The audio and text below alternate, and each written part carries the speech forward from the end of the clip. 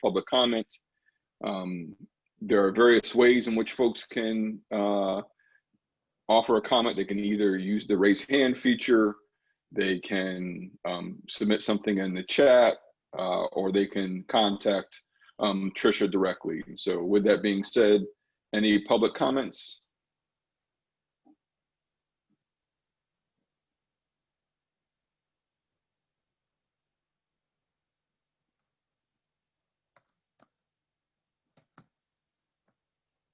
Much to my students' dismay, I told them I'm perfectly comfortable with silence. And Zoom has also tried to create a different way for us to engage, to let there be a few seconds of silence so folks can find the unmute button or find the raise hand feature. The good thing about our work sessions is that it is interactive with folks who are participating throughout the meeting. And so the public comment is not your only time to engage. If folks have other questions, please feel free. The first agenda item is the approval of minutes from the September 1st meeting. I greatly appreciate Pat's corrections of what she said. I did not get a chance to go thoroughly through my comments, but Pat, any additional things that we need to change? No, I think that's all. I talked a lot less than you did, Sean, so it was easier for me to review it. But you have identified, and again, I feel it's important for us at all minutes to identify that we are doing verbatim transcripts via Zoom, and on a regular basis, the Zoom technology does not accurately transcribe what was actually said. And so we want folks to be aware of that. Pat, I appreciate your catches. There was one part where I felt that we were constrained by the rules of New York State, and it was transliterated as we were trained by the rules of New York State, and that's not how this committee rolls. Right. We do our own training in that regard as much as we can. So yeah. So appreciate that as well. For people reading these online, there are many minor inaccuracies, and there was one point in either this or Human Resources where I was stymied as to what I had actually said versus how it was transcribed, and that is not Tricia's fault. That is a software issue. Yeah, and we're going to continue. We'll have to find a way to go back at some point in time to try to take a look at these minutes, and I think that will be a long way away. And if I'm not mistaken, Pat, one of the things that you said and caught for this meeting or our last policy meeting was around saying ICSD, and the way in which it was transcribed was ICSDs. ICSDs. I thought, was I upset about ICE? I mean, everyone is, right? But that just stopped me in my tracks for about 5 minutes. Yeah, absolutely. So that gives folks indication of the translation software that we're experiencing. So with that, we do have a disclaimer at the beginning of each of our minutes. They're okay by me with the disclaimer. Pat, are they okay by you with the disclaimer? Yes, they are. Fantastic. So Tricia, the minutes are approved. The majority of tonight's meeting, we have two different policies that we'll be discussing. One is, and I apologize in advance, but I feel like we should do these in reverse order. One is Ed Law 2D for a second reading and adoption. I would presume that's probably the majority of the reason why Amanda is here, as well as Dan doing this work. But this should not be, I don't believe, a long conversation. We are simply doing some small changes to the language. So Dan, if I can ask you just briefly to speak to how we got to this policy and what we're changing for a second reading and adoption at our next board meeting. For the Code of Conduct addendum, is that what we're talking about? No? No, for the Ed Law 2D that we've had to change some. I did not, that's not something that I had been connected to. That one's me. I'm sorry, Sean. Good. I'm happy to pick it up though. No, just kidding. Please, Lily, by all means. I'll give the background on this. So Ed Law 2D really allows us to better protect student and staff data and ensures that we have really clear processes for data breaches, et cetera. It also includes a data privacy officer, which is Zach Lind, among some other things. We have contract addendums that we've collected for all of our outside vendors and our online tools that utilize any student data that we've required them to sign. Of course, run that through our attorney as well. And so this policy is part of the requirements, is one of the requirements within this. We feel good about it. We worked closely with Kate and Zach Lind, Lynn Vanderwert in order to make this happen. And there was a first reading in July, I believe, and not a ton of comment in relationship to it. And now we're bringing it back if there are any changes that anyone wanted to make. We did, one thing that we wanted to clarify is that, there's a New York State broader data privacy, and then there's the officer, and then there's our district one. So we clarified that. But other than that, it seemed like it was pretty good to go. Sean, if my memory and notes are serving me correctly. That's my memory and notes as well. There's a couple of small questions, but there was more of information asking and not necessarily changes in the language that we have. For our board colleague, Ann Reichland, who knows about this as much as any board member, this is another one of a state mandate that's coming our way. And so we are required by New York State education law to have a, rightfully so, and from many perspectives, to protect student data privacy. So Pat, I don't know if there's any changes or thoughts you have about this in particular. I do not. I mean, this is really much more, I think, of a cut and dried policy that we have to have. And I don't think it lends itself to inclusive wordsmithing or nuances. So I have no changes to suggest. Neither do I. So we will push this forward to the next board meeting on the 13th for a second reading and adoption.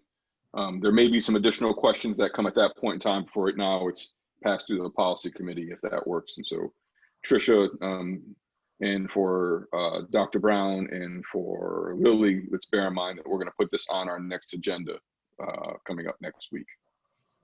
The big conversation for us is a conversation around the Code of Conduct addendum, as well as a conversation that we had around the district attendance protocols, particularly with virtual learning.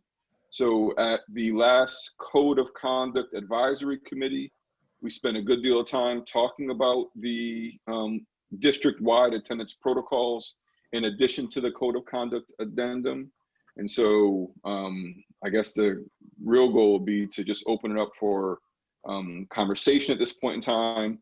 I don't believe Pat was able to join us for the advisory council. It may be good to sort of review the addendum protocols, even though that they're not included in the Code of Conduct addendum. I'm hoping my language is clear.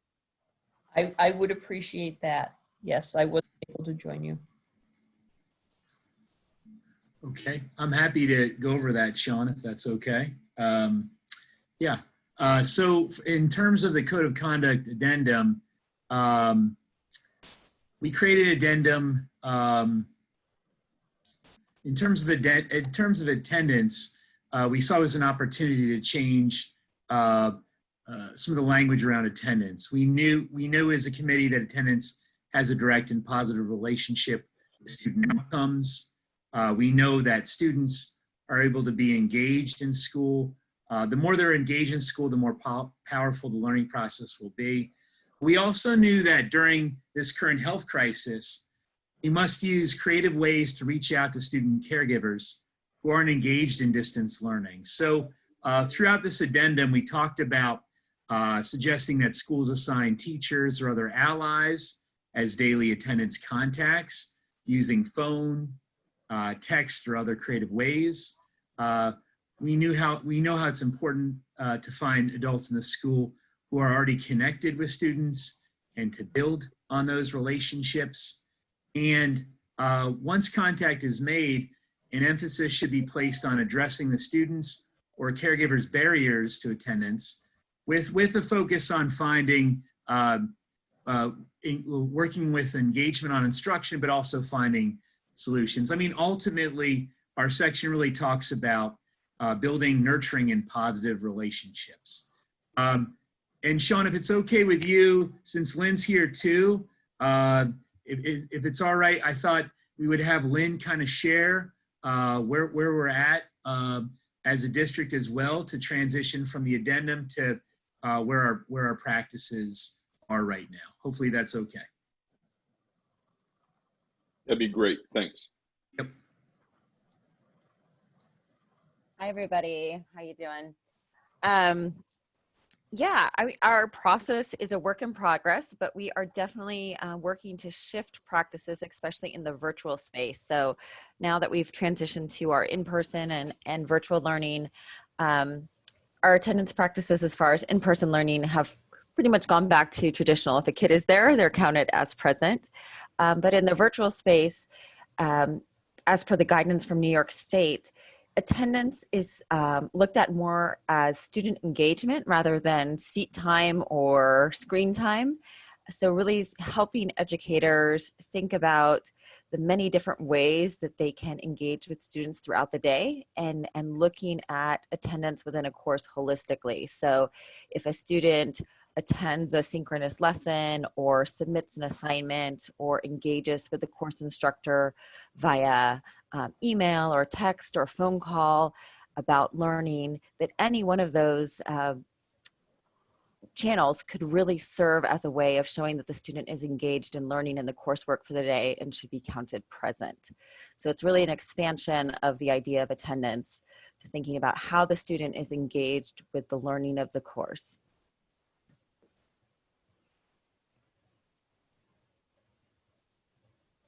And I think, as I've shared previously, that is for some folks a pretty big shift. So we're definitely building leaders are continuing to work with teachers to kind of adjust their practices and procedures to think about how to go about monitoring student engagement across the course of a day, rather than within an hour or 90-minute block. And that's quite different than what teachers are used to.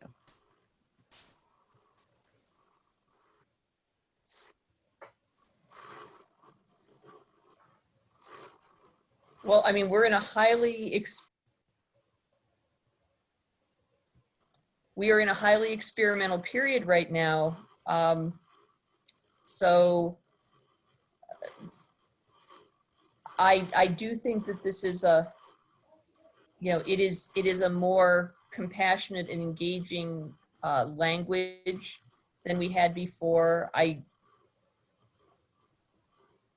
We're in, as people keep saying, we're in uncharted territory. So let's monitor, my opinion is let's monitor, see whether this works, see whether we in fact have some positive outcomes from this in keeping students engaged, or whether we encounter unforeseen difficulties. I mean, policies can be modified. And well, protocols could be modified. So I don't see an objection to trying this approach.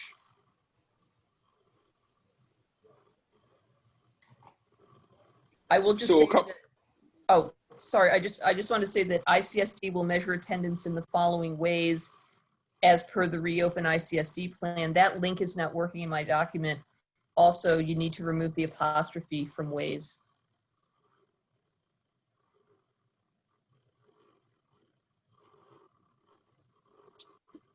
So I'm wondering how much this would be different for folks who are in different sort of home boards, right? So if you have someone who is in home or as part of, how can I say this? What am I looking for? I'm interested in terms of attendance that some folks who will be doing 10, 12, give me 1 second. I can't find this right here. Give me a second.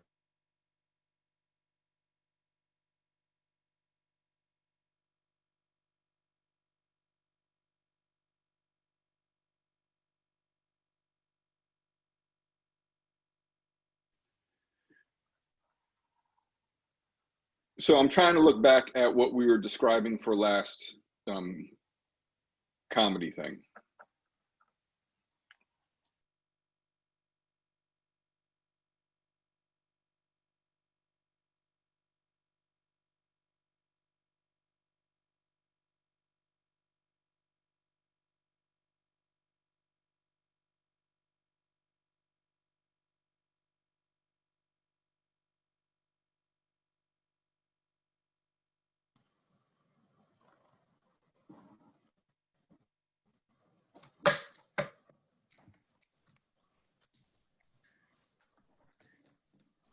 I think we might have lost Sean.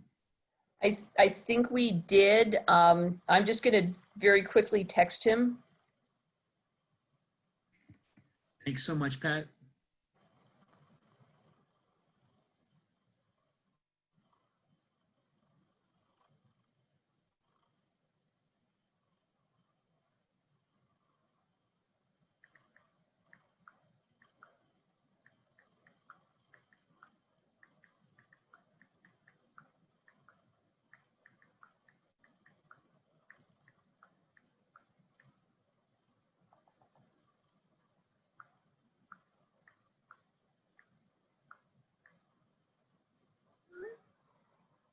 I will repeat this when Sean comes in, but just looking at the last sentence before the measurement of attendance, implementation of the ICSD's attendance policies will be flexible during the period from September 15th through October 5th.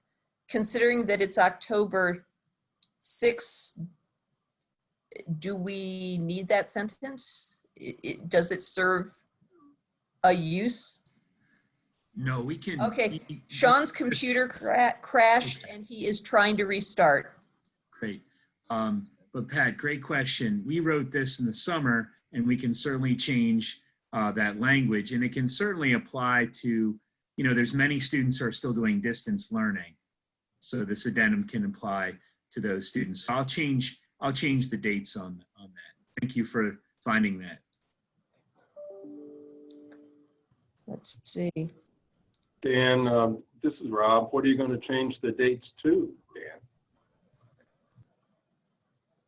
I think I'm going to change it to the calendar, the school year, if that makes sense to everybody.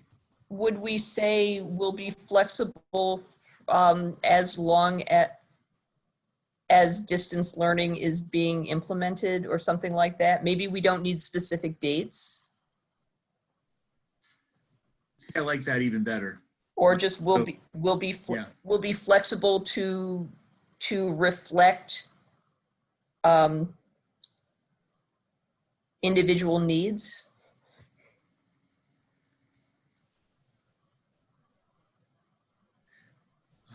I like that. I like that it's a little bit more general.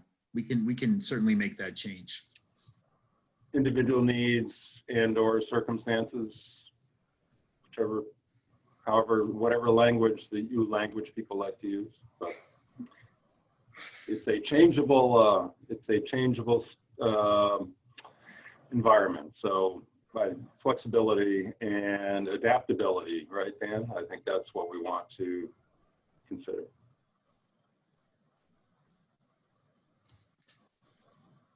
Sounds good.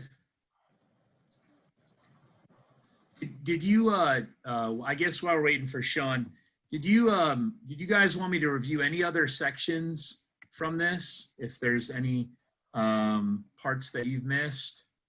Well, since Sean was at the Code of Conduct meeting, and I wasn't.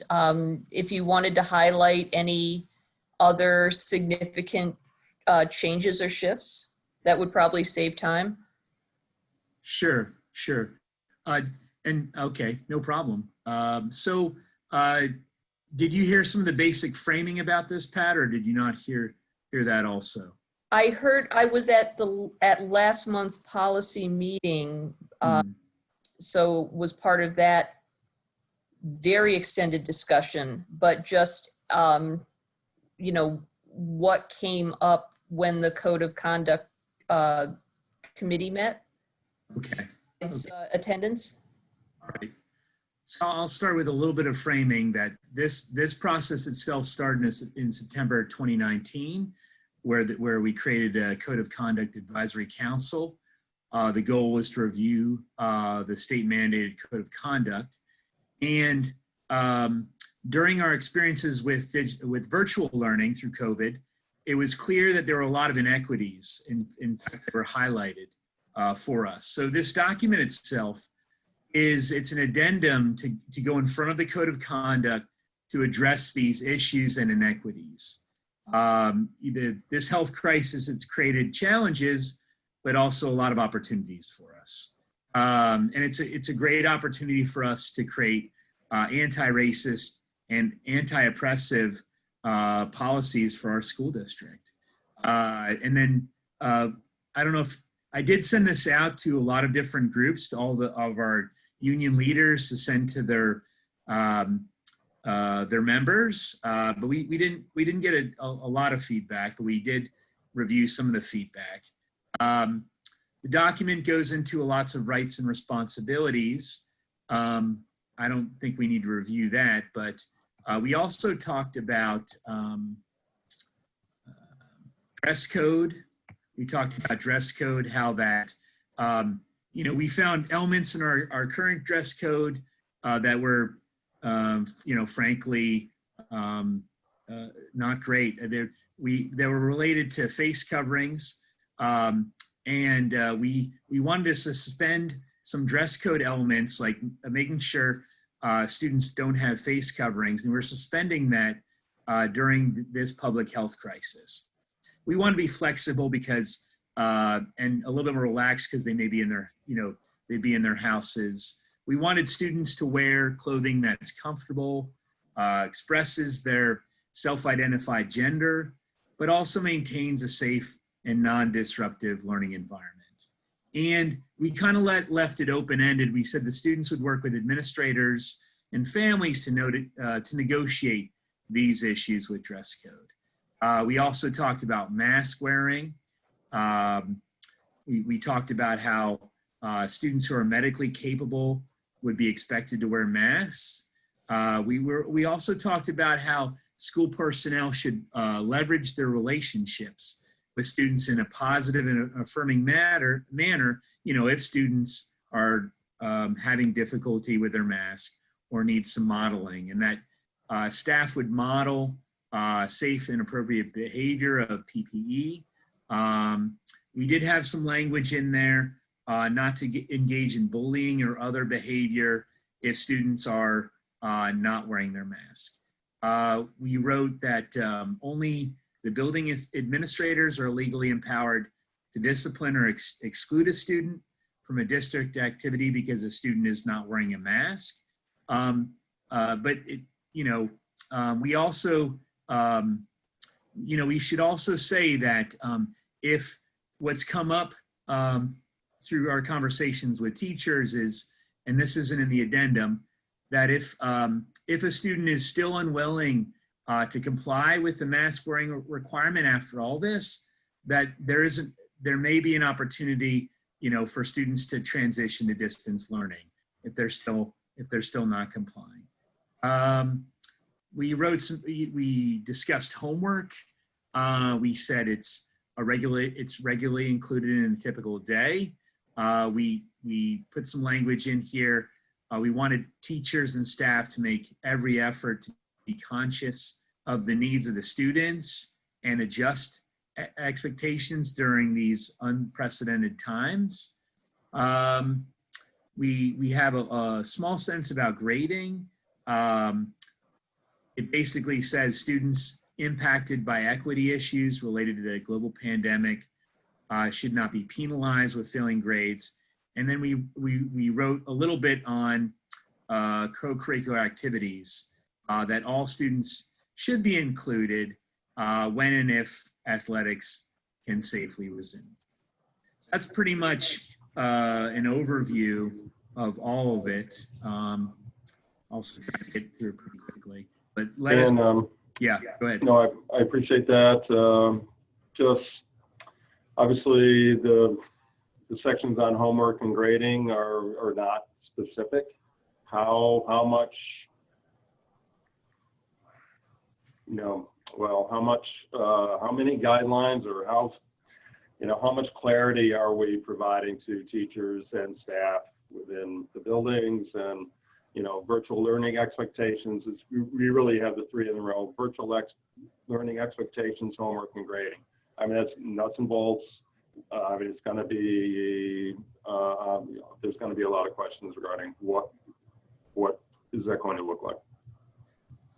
I think we, as a committee, we didn't want to get into the nuts and bolts of grading and homework as a team.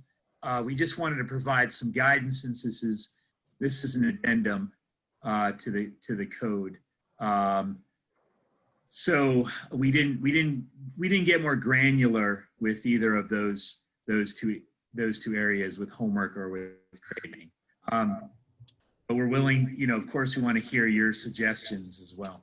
All right. Well, I'm not a top-down guy, so I would certainly thank the educational leaders in the various buildings dealing with their staff. I would hope it would, generate and percolate from there, not from the board, and certainly not from me. Is that our expectations, Lily, or if you want to add anything?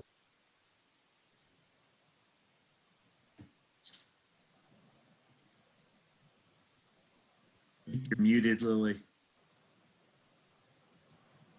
I was double muted on my phone and this. My apologies. Thank you.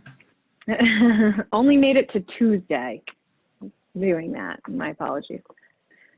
We talked a little bit about this at a recent board meeting where Jason Trumbull and other folks from the IHS team were there.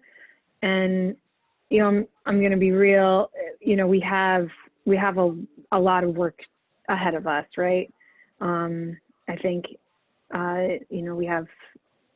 we had Gusky come many years ago. For those of you who were on the board then, you may remember we talked about standards-based grading, really ensuring that we're actually assessing what kids know, not just what assignment they turned in and when, right? And he talks a lot about actually eliminating zeros, that no kids should get a zero. That immediately ruins their average, and it really changes the ways that they feel about school. And so, we've renewed those conversations. The IHS team is we're beginning to work with department leaders to then work with their departments in order to, frankly, take the work of the addendum and then the work of Gusky and more to work through the best ways to grade, especially in the middle of all of this, when there are so many kids experiencing so many different things right now. And we're seeing kids in person for 2 days a week, right, at the secondary level in particular, which presents its own challenges. So, we're on the road, but I don't feel like I have a really great answer for you, Rob, just totally honestly. And I will say too, at DeWitt and Boynton, they're piloting, they're trying two different things. So at DeWitt, they're really going to be focusing on this 1 through 4 and trying to move a little bit closer to standards-based grading. And so they're spending some time this year, a smaller group of them are trying to lead that there to then potentially, really see and work out some of the kinks associated with that grading system, and then potentially move that over to Boynton and potentially the high school as well, while they're in the midst of it too. I think the biggest thing, to be totally honest, is that, you know, we know that our practices for many years as a system have not worked for a lot of kids. And we know that we haven't magically fixed all of that. We're working on it. No, thanks, Lily. Sean was trying to get back on, so I was just killing time asking difficult questions. So it's all good. No, I was just getting a little insight, a little clarity. But not sure whether Sean's back on, but Pat didn't want to interrupt the policy work session, but perhaps Nicole might have questions if I see Nicole's on. He's not back on yet. From our discussion last month, the areas that we highlighted as going back to the Code of Conduct Committee were really some wording around attendance, some concerns about the language of the dress code at that time, and then homework and grading. And I think that in each case, those areas have been kind of simplified and become, if anything, even less prescriptive, with the idea that we don't want to get into the weeds and lock people into forms of behavior that, you know, may be oppressive or may be just counterproductive. So I know that I would benefit very much from having Sean's insights into these discussions, but I think this is a better document, a more workable and supportive document than we saw last month, and I think the committee did a good job. We are going to have to see how this works, and I'm betting that every single teacher will have a different experience. I think one of the issues that came up last month, or it might have been in some of the comments that we have gotten since in meetings since then, was how broadly and systematically this code of conduct addendum is being disseminated to teachers and giving them the tools that they need to implement this non-oppressive approach and kind of break old habits if those habits tend to be there. So how is this being introduced to teachers at this point?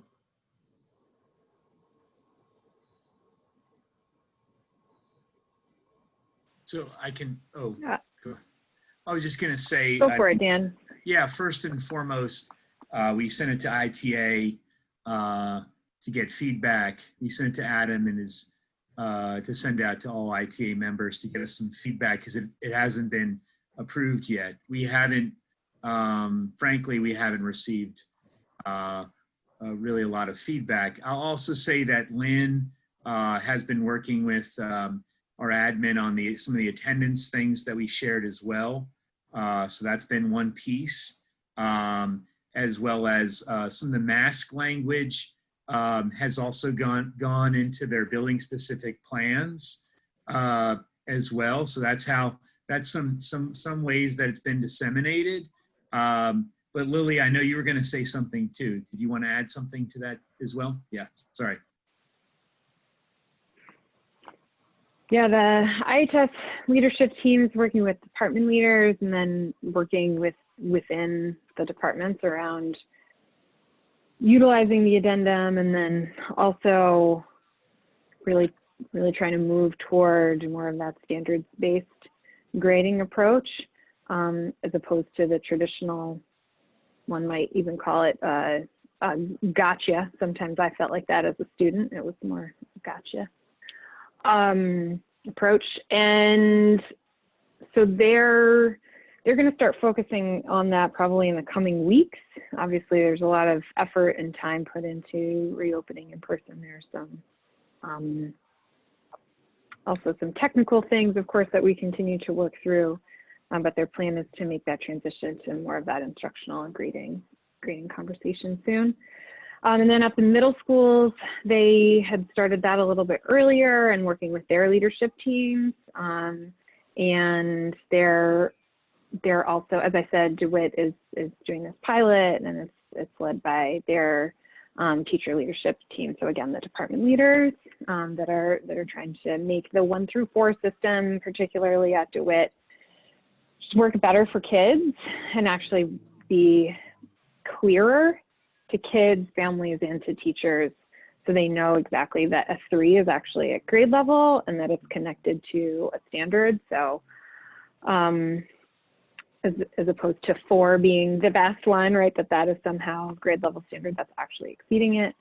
And then I think the other thing that they're working through is trying to really engage in norming, different norming, better norming around when work is handed in, and what are the components that make up that grade, as opposed to, again, we've been in situations where kids may take some time in order to get their work in, or it comes in right before the end of the marking period, but it's correct and it's done and they've clearly learned it, right? But some of our older policies or older practices have said, well, that's not acceptable, right, because it's late.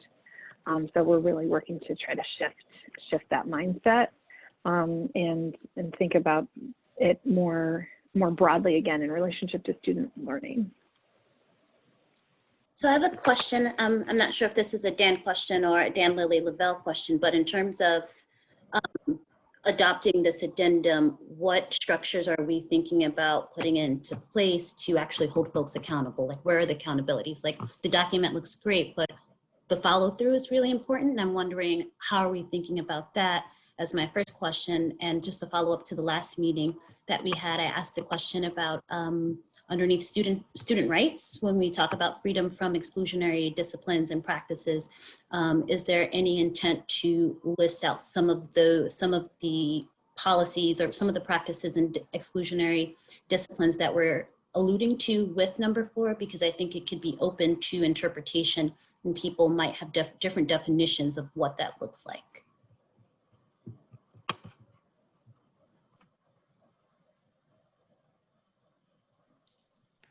Dan, you go first. I want to hear your thoughts on that second question particularly. Well, I mean, I think we know we need to do a lot of PD work around with our staff around attendance, but also other things have come up in the Code of Conduct Committee around questions about when students turn off their cameras and work around that as well. And I know that's very granular,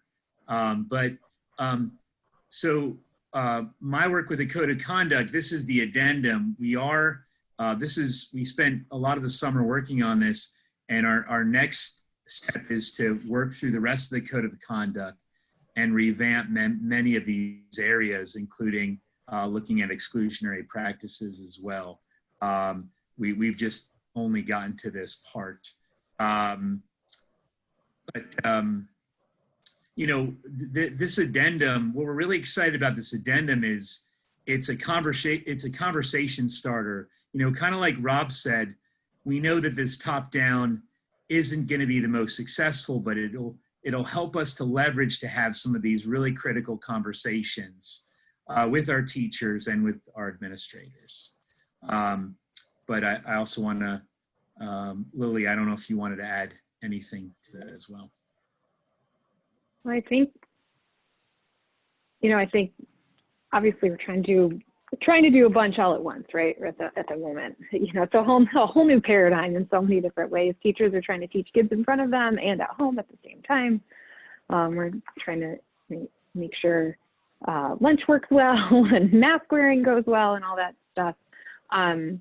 I think ultimately and we're also trying to support our community in learning these new norms and how to be responsive and inclusive and flexible in the middle of this new way and in this new way of being. And ultimately, if I'm an educator and I'm excluding inappropriately, or I'm somehow creating consequences for a kid who is maybe not able to be on a meet because they have to work or watch their younger child or their younger sibling, right? That as an administrator, then if someone finds out that I'm doing that, right, or if we learn of these kinds of situations, then we can go back to this document and ultimately say, all right, so this is what's agreed upon. This is our policy now. This is what we're doing. So we need to find a better way. I think that's kind of what you mean. I think it's probably two-pronged, right? We want to be proactive as possible in the midst of all of this. And this document allows us to, frankly, be reactive in some ways too, and have something to go back to. Maybe I'll say the same Is that thing. what you meant, Nicole? I guess I'm thinking about what Dan said earlier, just a few minutes ago, in terms of this document is a conversation starter. And I'm thinking, like, how do we move past the conversation and the talking, because students are being excluded right now. Like, my daughter was excluded all last week, and I've gone back and forth in terms of like her being able to catch up with work and all of those things. So it's great to be having the conversation, but I'm just wondering, what are we doing for students right now that are being impacted by this? I understand process and things are part of a process, but I'm just thinking, what are short-term goals and things that we can easily tackle, and then we can talk about long-term goals. But right now, we have a demographic that we're losing already, and it's been 1 week of school or 2 days into in-person. So what are we thinking in the short term that we can do, and what are those long-term goals? How are we moving past the conversation points? The word accountability keeps coming up. And the first step in accountability is having a common mental model for what we want. And this document gives us that. So maybe the first step in the short term is to, we review this document with our administrators and people tomorrow, and we have them have a conversation with their staff the next day. I mean, the word accountability is a tough one in our state, because people can choose to do anything, not to do anything we ask them to do. And so the accountability is going to come with us being able to change their hearts and minds. But oftentimes in our school districts in this state, we don't have even a common mental model for what it is we want. So this is the first step. And in the short term, we got to be even bolder and saying, this is what you got to do. Knowing that a large percentage of them may choose not to, but they got to hear us say that. And now with arming us with this document, we can do that tomorrow. That's a short term. And with hopes that we can interrupt some of the oppressive practices that we are talking about right now. Just to bring up things that we have discussed in the past, and in reference to Rob's not wanting the kind of top-down power that's not particularly effective. I just want to bring up a point that Moira often brings up when these issues are raised, and she brought it up last month when we were looking at this document, is that the reality is that a lot of these are not issues that have been directly addressed to the teachers from the upper administration with specific prescriptives that I mean, attendance is, that's a New York State thing. When you have in-person schools, a student is either there or not. But things like homework and grading, teachers in this district have traditionally had enormous latitude and no standardization, or next to none. So there have been wildly variant practices. And that is just a behavioral reality that has to be taken into the consideration when you're trying to affect positive and effective change. So it is a start.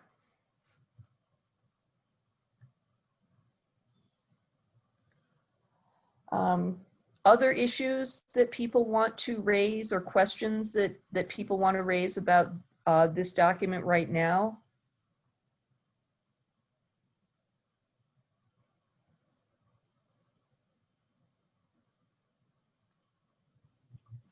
Well, Pat, I guess I would just ask for just clarity. And Dan, we've been discussing this addendum for quite a while.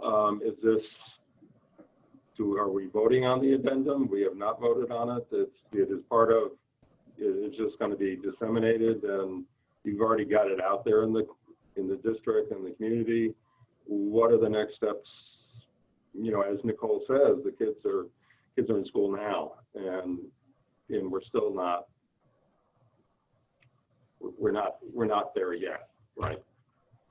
Yeah, this is just a draft. We were hoping to get a vote at some point. I don't know if that happens at the board meeting, I believe, after the policy committee. But you know, whatever feedback you guys have for us is great. Well, I was thinking we would take some of the changes that Pat said and make some of those edits, and then bring it forward to a vote at the next board meeting. Does that make sense? And is it possible to ask Adam or the ITA to resend that survey, just so we don't get the backlash that, you know, this is a top-down approach, that we're actually wanting to hear voices and perspectives from teachers before we vote on it? I think that's a great idea. We frankly just didn't get a lot of feedback. I can send it out. I can send it out a little bit more widely too. I also sent it to GIAC representative, Southside, IPI, but I'm happy to do another round of that. No problem at all. That's good feedback. It is unfortunate that Moira is not here tonight and that Sean lost connectivity, because their insights are always extremely valuable. And I think, you know, maybe sending it out again would give them a chance to give any additional feedback. I don't think I do have any additional feedback. Okay, Meryl Phipps has sent a note. It's also on the EILC agenda this week. So this would come up for the board next week. Perhaps the full board should see this draft as well before next week's meeting for any input. Yeah, great idea, Pat. I'm happy to send it to the board. And Pat, I certainly wouldn't, I wouldn't go to the full, well, I wouldn't go for a vote until we had Sean and Moira and the whole policy committee saying, yes, we are ready, or at least we're ready to present the first draft. Well, hopefully the final draft, and then we can move forward. But we certainly want that input, absolutely. And there were some edits, and those edits can be made to the document, and we can continue to push forward. Hi, it's Meryl. Can I add something? Sure.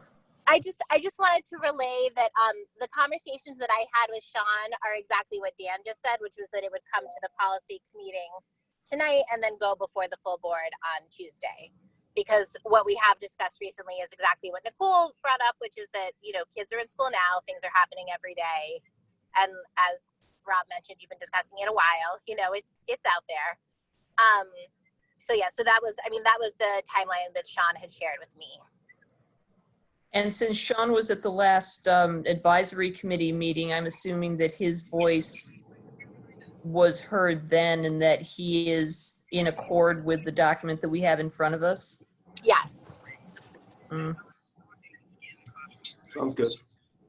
Yeah, we should definitely, you know, push this forward. And certainly the board should look at at this draft at the next full board meeting on the 13th, right? Next week. Correct? Yeah. All right. Okay, let me go back to the agenda.